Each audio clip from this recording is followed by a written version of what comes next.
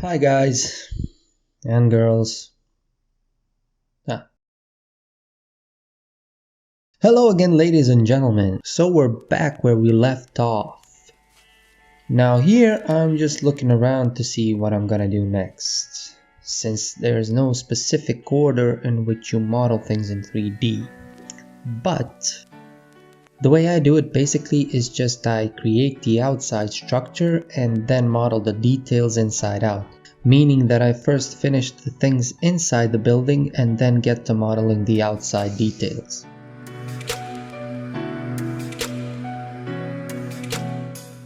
So here I'm just going to try and model the steps using the plugin again. Keep in mind that I could have easily cut all this out in the editing, but I feel like it derives from the experience. That's why here you'll just see me messing around with the plugin and just trying to get this stuff to work out in some way, but yeah, this was just a complete failure.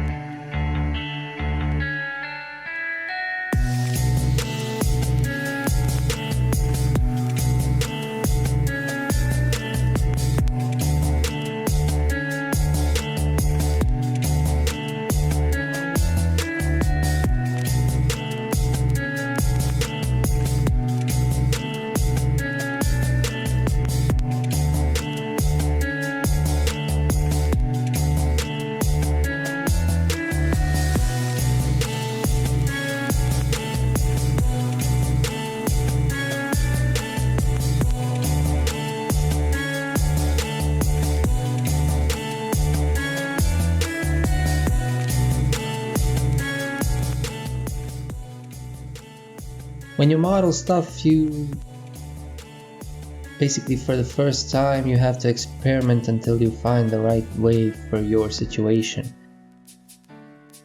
In my case, this was the wrong way, but basically what I tried to do here after I saw that it wasn't working is I tried to model the stairs myself by using the stairs from the plugin as the base.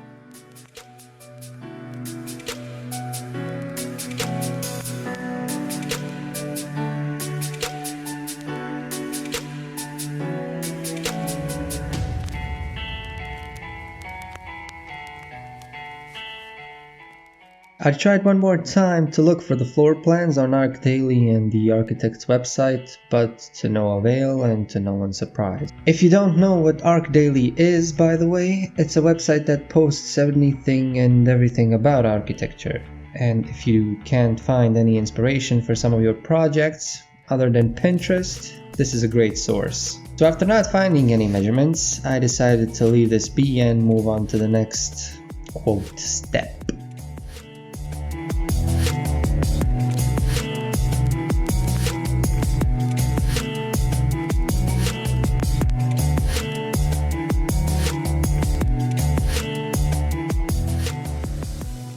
So with my experimenting, in order to fit the plugin stairs, I had to extend the middle part. So I did that and the stairs fit, but as you'll see moving on, they didn't fit quite well. So that was a mistake.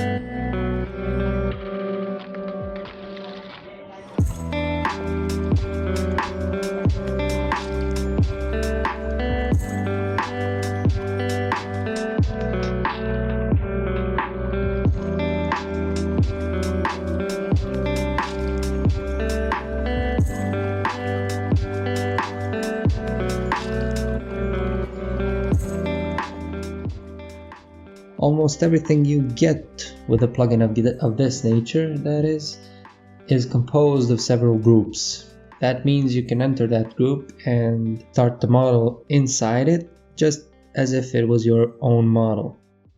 Everything works exactly the same, and after that failure, I just used the steps as a placeholder, because I probably got too pissed off since I didn't manage to do it.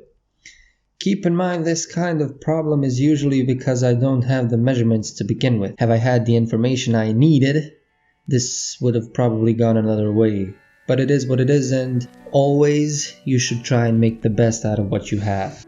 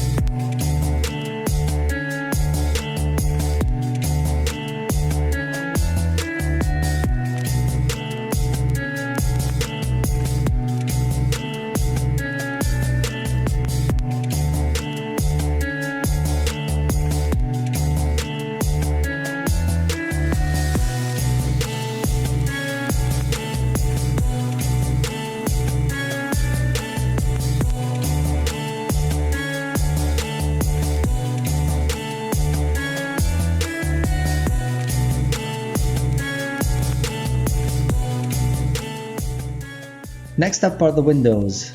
After some minor adjustments, I started to model the window frames. To do this, I had to count the number of windows in our image, which added up to 10. Now I divided the length of this middle section with 10, which gave me my window width.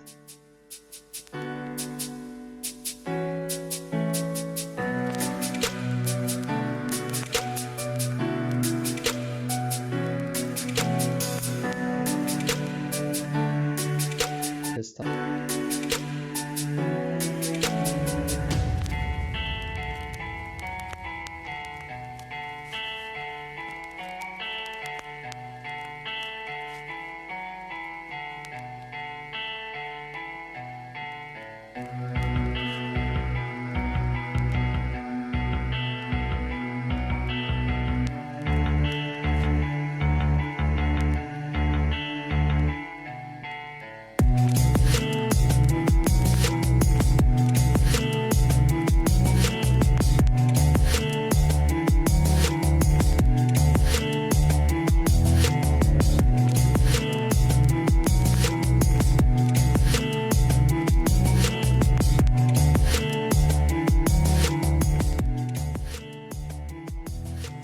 Now it's just a matter of modeling the window frames. To do this, I made one rectangle the size of my opening here. Then I used the offset tool to offset the edges to the inside. Exact length, I don't really know. But every time you want to use the measurements that I'm using, you can just copy them, pause the video and copy the measurements. My SketchUp is in centimeters mode, so should the need arise for you to convert those said measurements, you now know with which units I work with.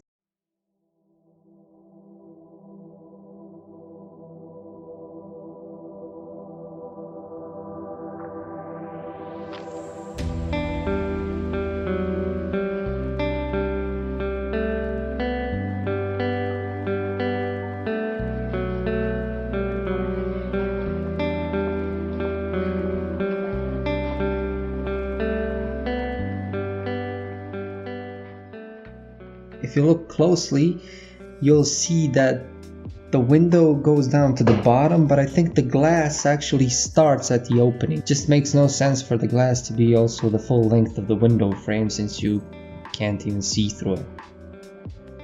Now I don't really understand how this was built since I have not yet started my studies, but I think there's another set of windows behind and that only this first part opens up outward, but the inside ones are just like your standard balcony doors.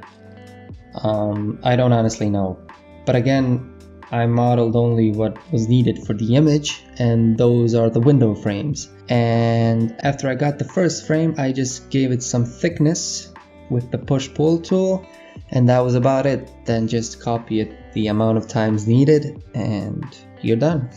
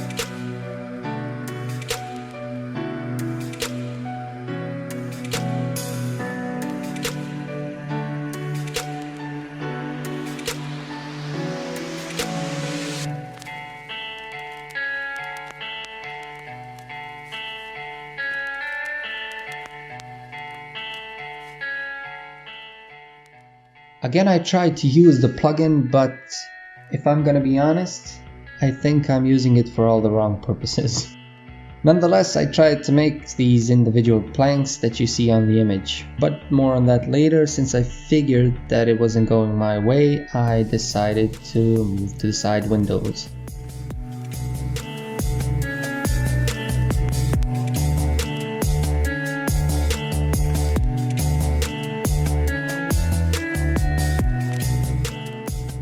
Repeat the same process with the front ones. Take the whole length and divide it by 10. I looked this up, it's the same number of windows on all three sides. A very small portion of the side windows can be seen on our image, but that's no excuse not to model them. Repeat the process again. Be patient.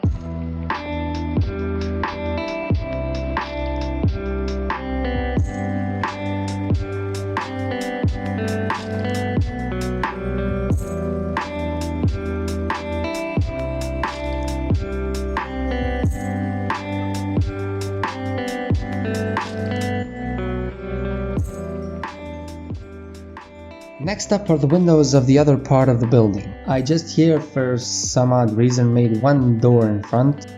I don't know why, I was probably interrupted or something similar, but anyway. It's clearly visible that the side windows and the ones on the front are the same height. So I had to lower the ceiling of the side rooms and immediately I got a better result. Now the building has better proportions.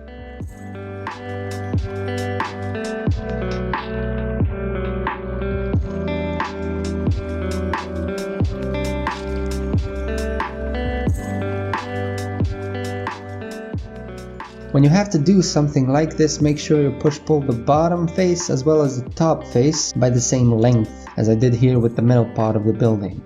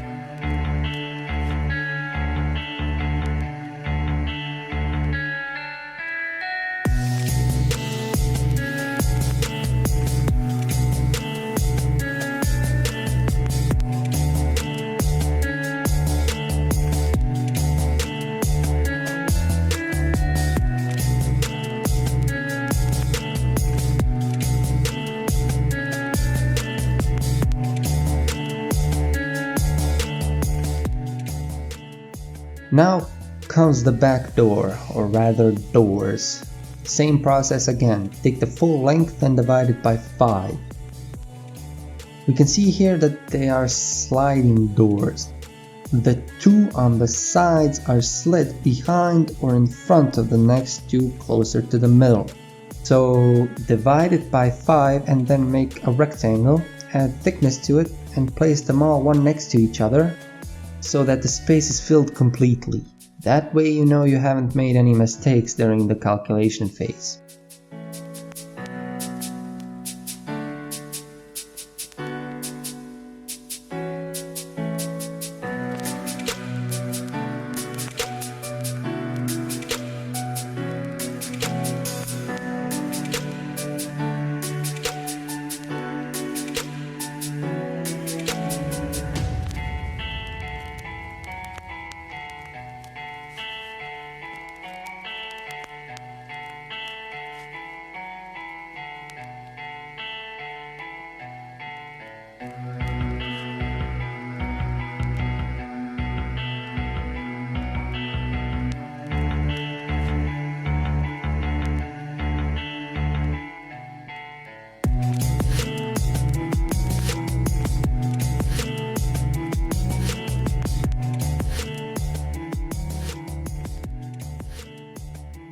So that was it for part 2. I did intend honestly to pack more stuff into this part, but it just dragged out for a bit too long and I really don't want to go over 30 minutes. And yeah, that's about it for this part.